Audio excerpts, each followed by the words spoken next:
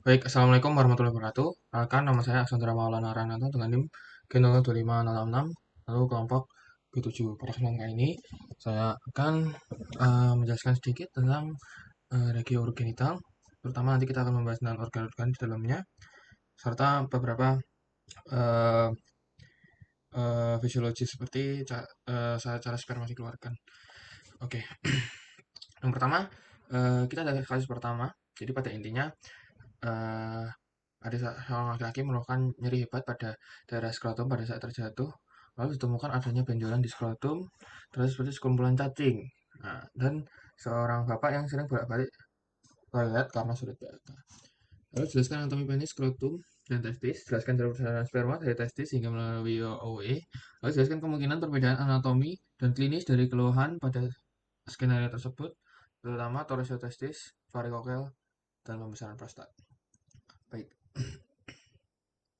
Yang pertama kita akan bahas penis dulu. Penis ini merupakan suatu organ yang dia itu seperti tabung. Lalu dia itu fungsinya untuk ovulasi dan dia homolog dengan glans klitoris di wanita. Dan ini terdiri dari dua pars yaitu pars fixa yang ada di sini, lalu ada pars libera.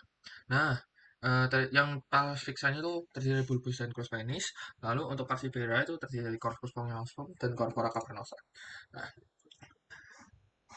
ini dia bentuk penisnya. Ini adalah crus penis, bulbus penis, ada corpus spongiosum, glans penis, serta di sini ada corpus cavernosa. Kita akan bahas dulu vertebrae penis. Ada corpus spongiosum, di mana corpus spongiosum ini adalah terletak di bagian ventral corpus penis, dilewati uretra pars spongiosa, dan di distalnya dia akan melebar menjadi glans penis. Nah, pada glans penis ini sendiri nanti, jadi pada corpus spongiosum ini dalamnya itu adalah suatu saluran yang dia memiliki dua fungsi, bernama uretra, di mana dia memiliki fungsinya adalah sebagai penyalur semen dan juga sebagai penyalur atau jalan keluarnya dari urin. Nah, nanti pada glans penis ini sendiri, jika kita lihat di dalamnya, dia akan ada pelebaran sedikit yang dinamakan nova navicularis. Nah, lalu kita lanjut ke corpora cavernosa. Nah, dia terletak bagian dorsal penis, merupakan jaringan erektil utama, jadi dia yang mengalami ereksi. Lalu dia masing-masing itu ditutupi oleh tunika albuginea tebal, di mana sebenarnya korpus spongiosum juga ditutupi oleh tunika albuginea cuman lebih tipis. Dan dia di tengahnya nanti tunika albuginea menyatu menjadi septum yang dinamakan septum pectineum. Lalu di ruang-ruang cavernosa itu dia ada yang namanya cavernae. Satu ruang-ruang yang nantinya akan terisi darah dari arteriovenae atau biasa disebut sinusoid cavernosum. Lalu di tengah terdapat arteri profunda penis dan arteri cavernosum. Nah, lalu di daerah dorsal penis di sini ini akan ditemukan arteri dorsalis penis serta vena dorsalis profunda penis, dan di superficialnya adalah vena dorsalis superficial penis. Nah, ini adalah venanya, maaf arterinya. Jadi dia itu arterinya berasal dari pudenda interna dan pudenda eksterna. Lalu sistem venanya itu bermuara ke vena pudenda interna. Sorry, ya pudenda interna. Nah, yang perlu diketahui di parfix penis yaitu bulbus penis, di sini ada suatu muskulus yang sangat penting, terutama untuk ereksi dan juga untuk mengeluarkan semen atau urin itu sendiri, yaitu ada ischiocavernosus, inserticus penis, dan bulbus spongiosum jadi dengan bulbus penis. Keduanya insersinya memiliki peran sendiri-sendiri sesuai dengan insersinya. Seperti kita tahu, crus penisnya akan berlanjut ke yang dinamakan corpora cavernosa, di mana corpora cavernosa ini yang kita ketahui adalah dia jaringan erektil penis, sehingga dia akan berfungsi sebagai um, untuk penstabil atau kayak yang mendukung saat penis itu mengalami kontraksi atau ereksi. Maaf, maksudnya saat penis mengalami ereksi. Dia akan mendorong darah distal lalu meningkatkan turgiditas dan membatasi aliran vena keluar untuk mempertahankan ereksi. Dan dia kan untuk membatasi aliran vena keluar untuk mempertahankan ereksi ini, dia akan bersama dengan namanya otot maaf tunika albuginea. Tunika albuginea akan mengompres dari vena-vena pada penis. Nah, lalu bulbus venosus seperti yang kita tahu insersinya di bulbus penis dan membantu mengosongkan isi uretra. Oke, next, ini adalah vaskularisasi penis. Ini dorsalis penis yang profunda. Lalu ada arteri dorsalis penis. Ini ketika terisi atau ereksi. Dan ini adalah superficial dorsal penis. Ini juga yang penting, di mana dia ada arteri cavernosus yang dia akan bercabang dari arteri helicinae yang akan mengisi sinusoid yang ada di sini, yang ada di kawasan cavernosum. Lalu di drainase limfatik penis ini ada dua, yaitu dia itu ada yang mengikuti dari nodi supramaxalis atau nodi inguinale superficial, itu bagian kulitnya ya, bagian superficialnya. Lalu bagian profunda penisnya, dia itu ikut ke iliaki interni. Ya, next kita ke skrotum. Nah, skrotum ini adalah suatu organ yang sangat penting, di mana dia ini berfungsi untuk menjaga gimana caranya si testis itu bisa memproduksi sperma dengan optimal, karena sperma itu dia akan terproduksi optimal ketika suhunya di bawah 3, sekitar di bawah 3 derajat dari suhu abdomen. Nah, dia ini terdapat 9 lapisan dan ada satu kayak pembatas di tengah-tengah yang membatas itu namanya rapes scroti. Nah, 9 lapisan ini ada apa aja? Dari luar ada kulit, lalu ada fascia dartos atau musculus dartos. Setelah itu ada fascia spermatica externa, lalu ada musculus cremaster yang berfungsi untuk narik-narik di testis agar ini ke atas. Lalu ada fascia spermatica interna, lalu setelah itu juga ada tunica vaginalis lamina parietalis, lalu tunica vaginalis lamina visceralis, tunica albuginea, tunica vasculosa, lalu substantia testis. Oke, next. Lalu ada funiculus spermaticus. Apa sih funiculus spermaticus ini? Ini adalah kayak penggantung testis gitu, yang dimana dia itu di dalamnya ada fascia sperma, dia kayak disusun oleh fascia spermatica externa, musculus cremata, sama fascia spermatica interna. Lalu dia itu memiliki di dalamnya itu mengandung arteri, vena, nervus, serta limfatik. Nah, eh serta ada, maaf, serta ada vas deferens. Nah, untuk arterinya dia ada arteri testicularis, ductus deferentis, sama spermatica eksterna. Lalu untuk venanya dia adalah vena campiniformis, nervusnya genitofemoralis, serta plexus spermaticus dan vas deferens. Oke, lalu setelah itu ada testis. Seperti yang aku bilang tadi, testis ini adalah suatu organ yang sengaja ditarik ke bawah yang dulunya di abdomen untuk menjaga suhunya agar lebih optimal. Dia adalah homolog dari ovarium, dulunya adalah gonad. Dia terletak dalam skrotum dan sepasang. Testis kiri dia akan lebih rendah daripada testis kanan karena funiculus spermatusnya lebih panjang. Nah, ini yang aku bilang tadi, di mana ada suatu em, fenomena atau proses dalam tubuh yang terjadi yang dinamakan descensus testicularum. Dia ini sangat penting karena untuk menjaga suhu testis itu sendiri, dia akan, jadi testis ini dulunya dia ada di eh, abdomen bagian belakang, dan dia akan ditarik dengan gubernaculum testis, fixator testis cover abdomen maksudnya, mohon maaf. Dia akan difiksasi di sini oleh gubernaculum testis, lalu dia lama kelamaan akan turun melewati kanalis inguinalis dan turun sampai ke skrotum. Nah, dia ini akan sebelumnya membentuk suatu peritoneumnya itu membentuk suatu kayak ketarik gitu yang dinamakan prosesus vaginalis. Lalu vaskularitas testis sendiri, vaskularitasnya dari arteri testicularis cabang aorta abdominalis, lalu ductus deferentis, lalu ada arteri cremasterica. Lalu untuk venanya, vena testicularis itu biasanya dia itu maksudnya plexus venosus pampiniformis. Nah, untuk yang dexter sendiri, eh, testicularis dexter, dia akan ke aorta abdominalis. Untuk yang sinister, dia akan ke renalis sinistra. Nah, untuk limfatikanya dia akan ke para aorta. Limfonodus para aorta. Lalu ada lapisan juga pembungkus testis, yaitu tunica vaginalis, lamina parietalis. Lalu ada lamina visceralis yang dia langsung nempel ke substansi testis. Lalu ada tunica albuginea dan tunica vasculosa. Di mana tunica vasculosa ini dia akan ini apa namanya? Ada banyak pembuluh darah. Lalu tunica albuginea ini akan membentuk septa-septa. Yang di dalamnya ada tubulus contortus semiferus, di mana di dalamnya ada sel intestinal lytic, lalu sel Sertoli dan spermatogenik. Next, soal interfasilitasi sendiri ada deeplas subtraticularis dan nervus genitofemoralis. Nah, ini untuk jalur berjalannya sperma, di mana sperma ini akan produksi dulu sini di tubulus contortus seminiferus, lalu ke tubulus contortus, maaf, tubulus rectus seminiferus. Setelah itu, uh, dia akan ke rete testis, nih, yang seperti labirin rete testis. Setelah itu akan ke ductus efferent, dan dia akan lanjut ke ductus deferens. Ductus deferens Lalu dia akan menuju ampula ke ductus deferens dan menyatu di sini dengan vesicula seminalis. Lalu dia akan menuju ductus ejaculatorius yang berada di prostat. Di sebenarnya ini di uretra tapi kayak dia mendekat sangat dekat dengan prostat. Lalu dia akan ke ostium ductus ejaculatorius atau ostium lubang ductus ejaculatorius. Lalu dia uretra pars prostatica, lalu pars membranacea, lalu uretra pars spongiosa dan OE. Nah, ini adalah uh, fossa navicularis yang tadi saya jelaskan. Lalu ada klinis sesuai kasus, di mana tadi itu di kasus kita disuruh untuk ada yang anak kecil yang dia kayak ada ular tesnya teraba seperti ular gitu, lalu ada um, bapak-bapak yang sering kencing.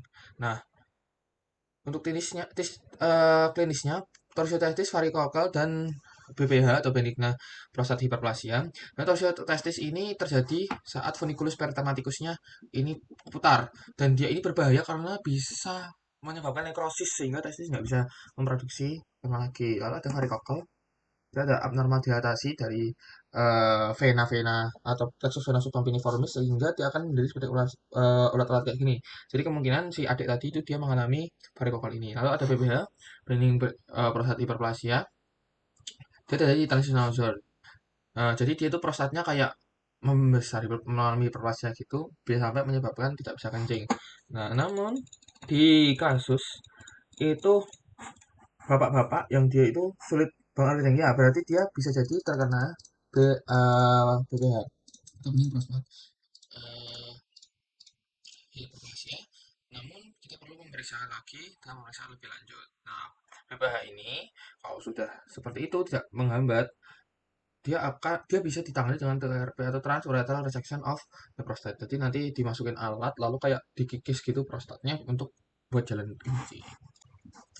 Oke, next kita ke yang kedua. Jadi si Miko ini intinya dia bolak-balik ke toilet karena dia menahan BAK.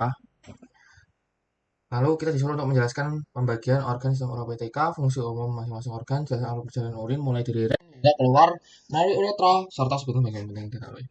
Oke, kita bahas dulu pembagian organ sistem oropetika dan fungsi-fungsi masing organ. Oke, ini adalah pembagiannya, yaitu berawal dari ren, ureter, VU, vesika urinara, ke uretra. Oke, dari ren dulu. Dia ini adalah fungsinya itu ekskresi menyaring darah dengan membuang zat metabolit, zat kimia, asing, zat tubuh yang tidak diperlukan, filtrasi, lalu regulasi. Dia akan filtrasi itu akan memfiltrasi zat yang masih penting akan diserap, zat yang tidak penting akan dibuang. Lalu ada regulasi, yaitu mengatur keseimbangan pH, volume, komposisi cairan tubuh. Lalu setelah itu ada sekresi juga, dia akan mensekresikan hormon-hormon.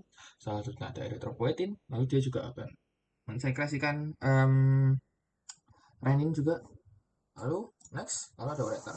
Dia merupakan saluran muskular bentuk pipa yang membentang dari ren. Di sini ada pelvis analis ke VU. Dan dia masuknya VU ini nggak langsung lurus, tapi kayak mendatar gini untuk mencegah reflux nih. Dia akan masuk itu nggak langsung ke sini, tapi dia datar untuk mencegah reflux. Karena ada vesika uriniana yang dia merupakan suatu kantong muskulus membranosa berfungsi membantu menampung urin. Kenapa kok musculus membranosa? Karena dia ada tiga lapis otot polos di sini yang saling anastomosis bernama musculus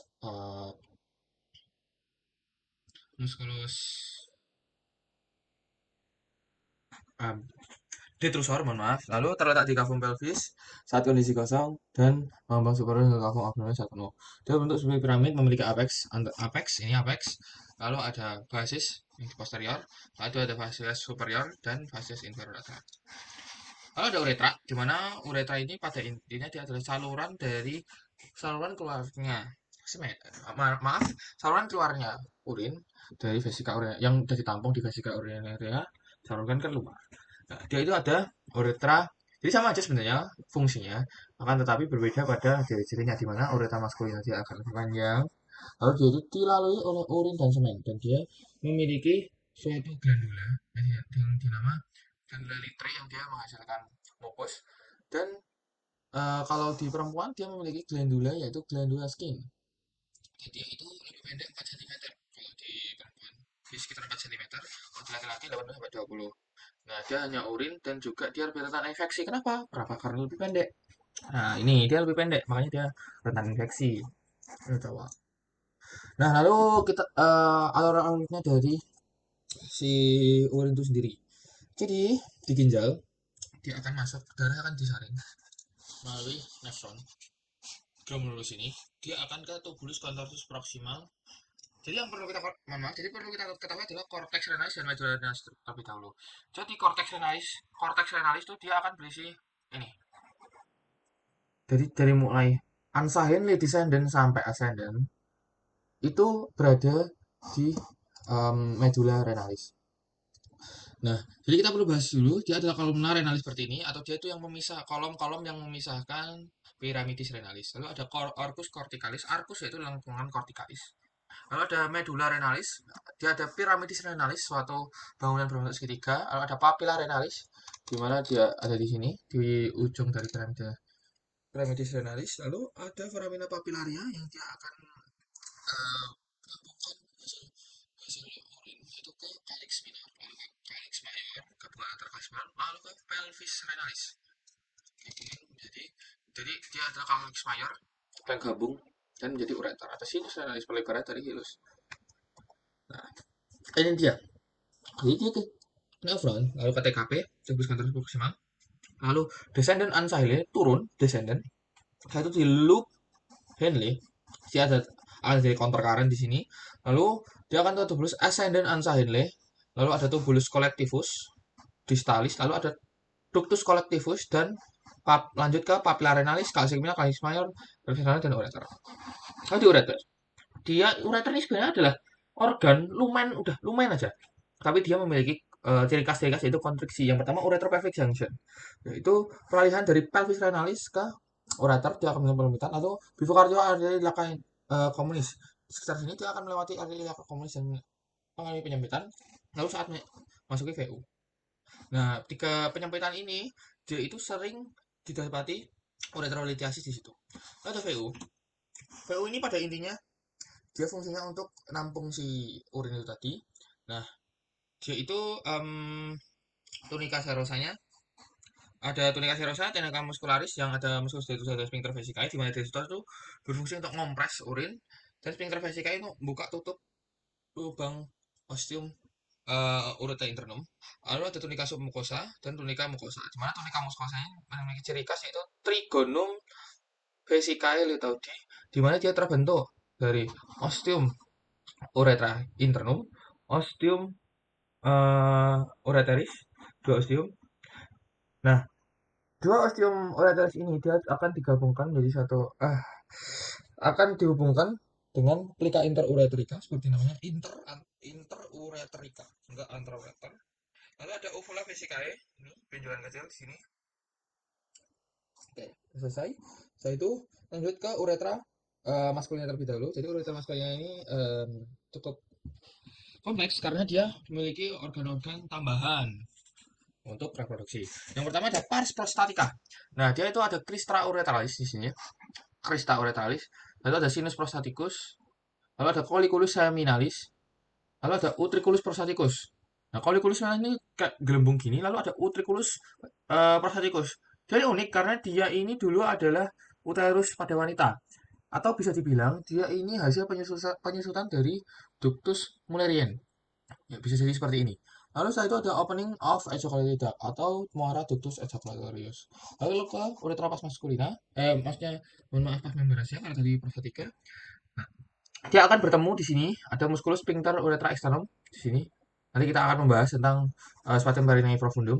Dia ada musculus sphincter uretra externum, lalu ada glandula bulbo-ureteralis di sini.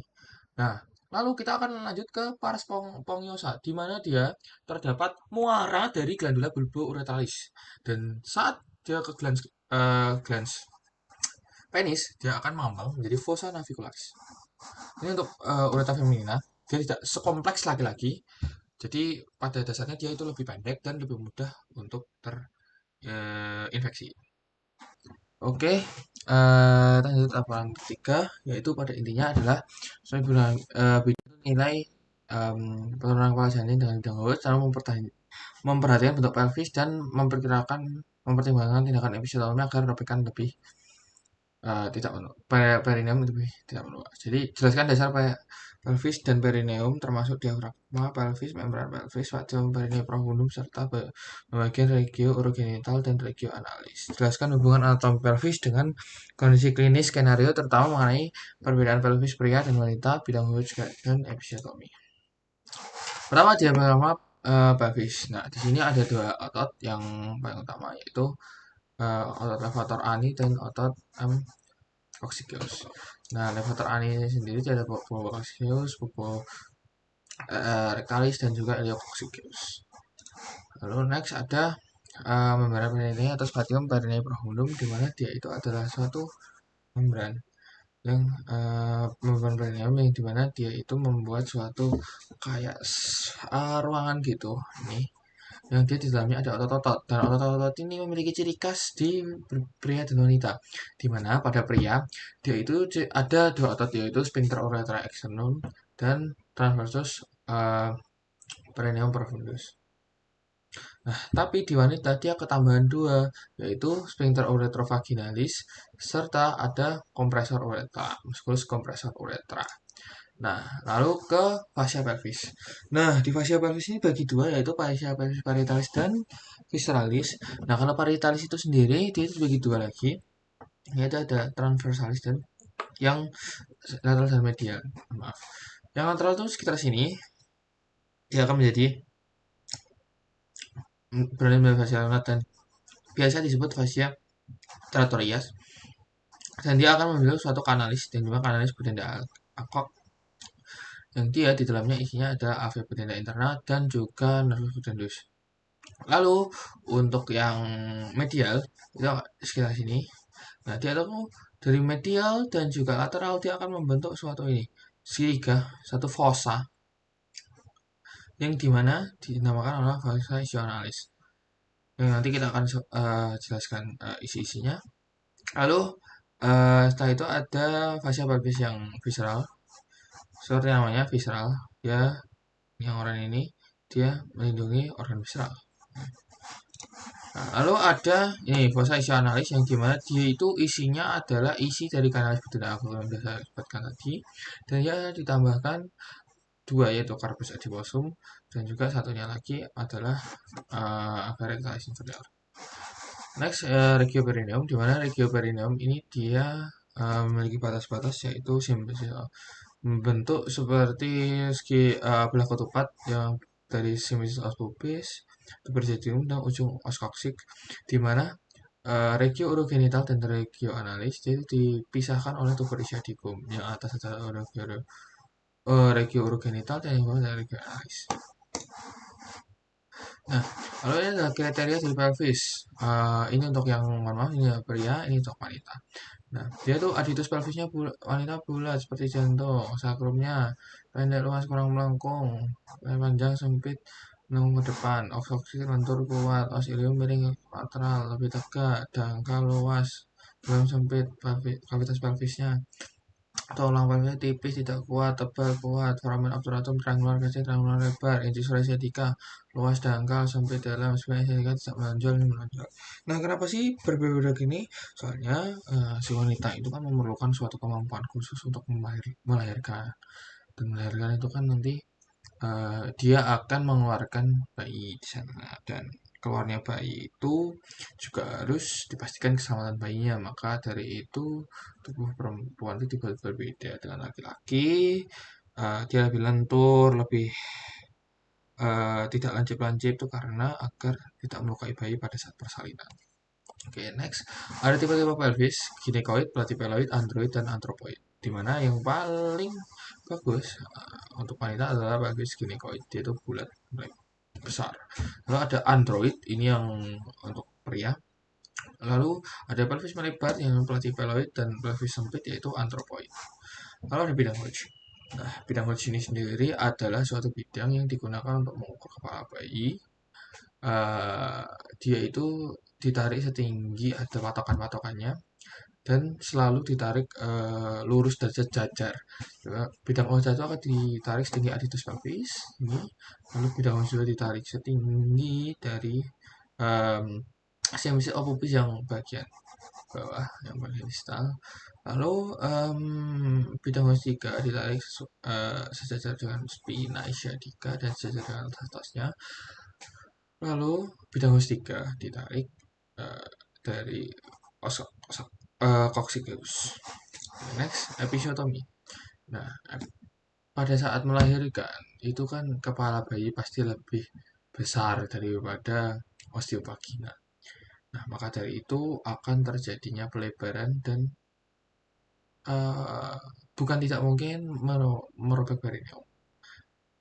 Nah, agar robekan itu lebih terarah, baik tidak hanya lebih terarah tapi ya juga lebih bagus secara kosmetika serta juga tidak menimbulkan robekan yang malah eh, menimbulkan infeksi atau lebih parah, maka lebih baik akan dilakukan tindakan episiotomi atau memotong perineum, di mana dia memiliki dua, yaitu mediolateral dan midline, di mana perbedaannya midline itu asal sejajar dengan anus, tarik halus, dan mediolateral yaitu 45 derajat dari garis lurus tadi. Baik, sekian dari saya. Apabila ada kesalahan, saya mohon maaf. Wassalamualaikum warahmatullahi wabarakatuh.